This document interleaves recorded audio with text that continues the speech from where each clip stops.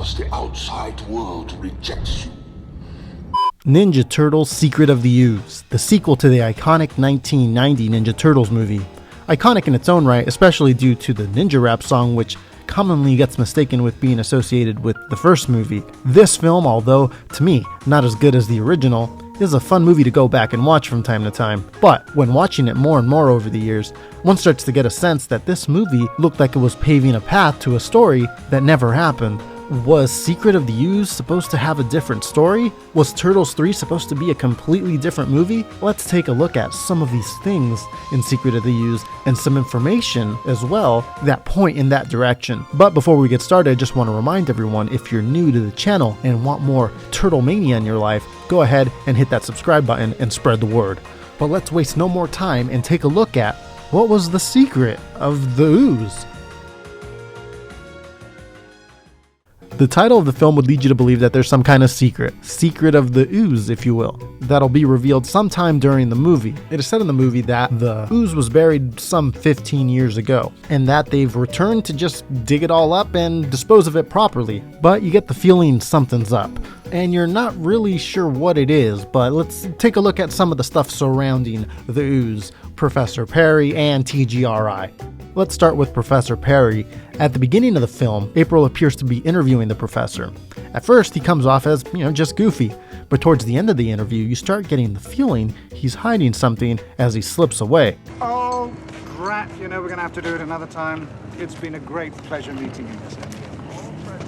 The way the film turned out, he knew the potential for a mutagen being out there, maybe due to experiments that happened in the lab just prior to these events, or maybe he was trying to hide something otherworldly, or maybe he was sincerely just worried about cleaning up the mess that the company had done 15 years ago. Later on in the scene, you get an announcement over the PA saying that all non-TGRI personnel must now leave the area. Sure, your run-of-the-mill precaution while the cleanup takes place, but I don't know, you get a vibe that they're trying to hide something. Later on in the film, Splinter wants to have a talk with the Turtles. He reveals the canister that contained the ooze at one point that transformed the Turtles, saying the answer to their transformation has always remained hidden in the past, veiled by a shadow too deep to penetrate until now, as he refers to the interview April had with Professor Perry. Now, I don't know if this is remnants of a previous story or script, but it does seem like they were setting something up for a big reveal when it comes to the ooze. This is not the only example throughout the movie that we get of this. It continues. Once the Turtles are able to get the professor into their lair and talk to him, they are given an explanation of how the ooze mutated them,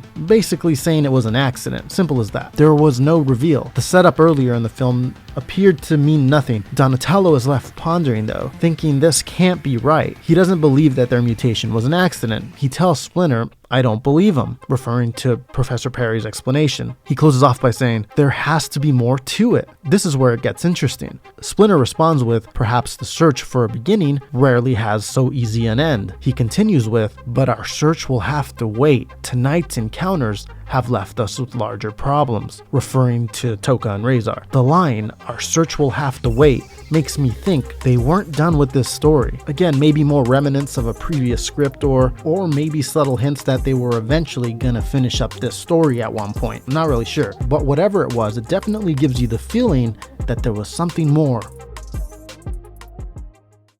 Now, some of you may know, but there are casual Turtle fans out there that might have missed this, but there was in fact a different movie planned for Secret of the Ooze originally. Similar elements, but bigger reveals. Originally, it was planned that the actual secret of the ooze was that the ooze was created by Utroms. For those not familiar with Utroms, they're a species of alien that originated in the comics. They largely inspired the Krang character in the 1987 cartoon, and they've appeared numerous times in future iterations of the Turtles. Anyways, it doesn't end there. Supposedly, the character of Professor Perry was actually supposed to be a humanoid robot body with an Utrom inside of the abdomen, and the persona of Professor Perry was just his disguise, similar to the way the Utroms have done in the comics before and in the cartoons later on.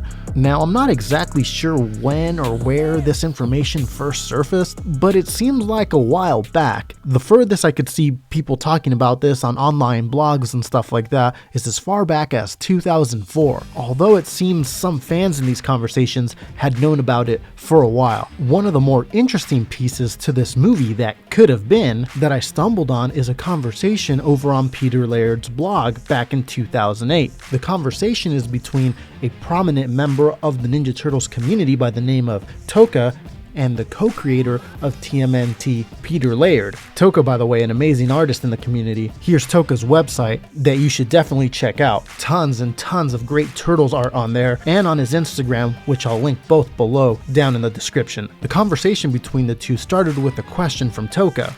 It went as followed. Various sources of scripts have indicated that Professor Perry, while it was never shown that he was a neutron, that he was to be a neutron. I've argued that it could possibly be hinted that he was, but this is all hearsay. I have yet to see a TMNT 2 script myself. Peter Laird's reply is very interesting. He says, "My memory of that script," and I offer the caveat that it has been at least 15 years since I last read it, is that there was a scene written for the professor in which he is shown going into a restroom at the club where the Turtles confronted the Shredder, and Vanilla Ice famously performed his ninja rap, and in front of a mirror, lifting his shirt to reveal an Utrom in a robotic stomach cavity. It was never filmed, as far as I know, but it would have been cool to see, albeit confusing as heck to the viewers who didn't know the whole comic's backstory. And then it's signed PL, Peter Laird. And that's the end of the quote. Now, if I'm being honest with you guys, I gotta say, I kinda wish this would have happened. Rumor has it that this was supposed to be some type of a cliffhanger. It makes you wonder what the third movie would have looked like. It would have changed the trajectory of this movie franchise entirely. Notably, this storyline that almost happened in Secret of the Ooze is very similar to early issues of the Mirage comics when the Turtles find the TCRI building and the Utroms. Funny thing is that in the Mirage books, during this Utrom story, the Turtles have to go deal with the Triceratons. That would have been interesting to see in live action. And I wonder if that's the direction they would have went with Turtles 3. I guess we'll never know. It's unclear how long this stayed in the script, but rumor has it was indeed in the final draft of the script. On IMDb, on the Secret of the Ooze page, this whole situation is kind of explained, but I'm not really sure of the source of any of it. But it does provide a little bit more detail, but take it with a grain of salt as we go over it. The approach the studio accepted from Kevin Eastman and Peter Laird involved revealing a part of the mystery behind the Turtles' origin, that being where the mysterious canister of ooze came from, namely the Techno-Cosmic Research Institute, TCRI. The story was to fairly closely follow issue number 4 of the comics, where the Turtles discover the TCRI building after a rooftop fight with the Foot. When the Turtles enter the building, they encounter the weird TCRI aliens, the Utroms. The Triceratons were going to appear after the Utroms activated the transmat device they were working on to get to their home. Later, they suggested using the whole Mouser scenario that's in book number 2, only tie the Mousers in with the TCRI guys. They created the Mousers. Baxter Stockman is actually a TCRI alien, fronting his Mouser idea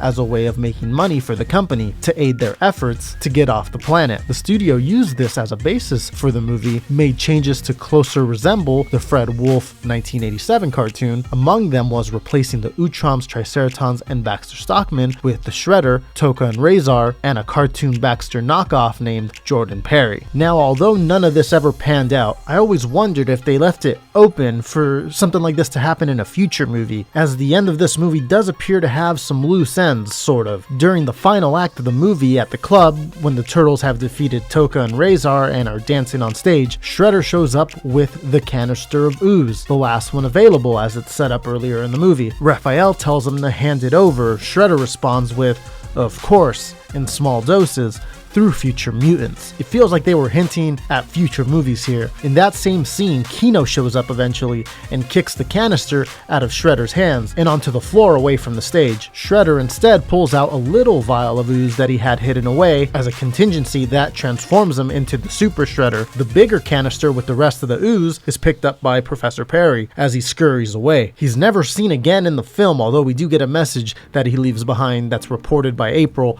on a news report. So if you think about it, in that Ninja Turtles universe, Professor Perry is out there somewhere with a canister of ooze. Did he dispose of it like the rest of them, or did he hold on to it? We'll never know, but at least now you know what the secret of the ooze almost was. Hey, what's up everyone? Did you enjoy the video? Go ahead and hit that subscribe button if you like deep dives into Turtles lore, past, present, and future. Also, make sure to hit thumbs up on the video. And also, did you know Bebop and Rocksteady were originally supposed to be the villains in Secret of the Ooze? For whatever reason, some rumors citing costume complications, the two did not appear. Instead, we received Toka and Razor. It's wild to think how the 90s trilogy could have looked a lot different had a few decisions been changed. But what do you think? Do you like the way it came out? Would you have preferred to have Professor Perry be a Neutron and see where it went? Let me know down below in the comments. But that's it for this one. Working on some more profile videos, so stay tuned. Thanks everyone for watching. I'll see you in a little bit with another video. Take care.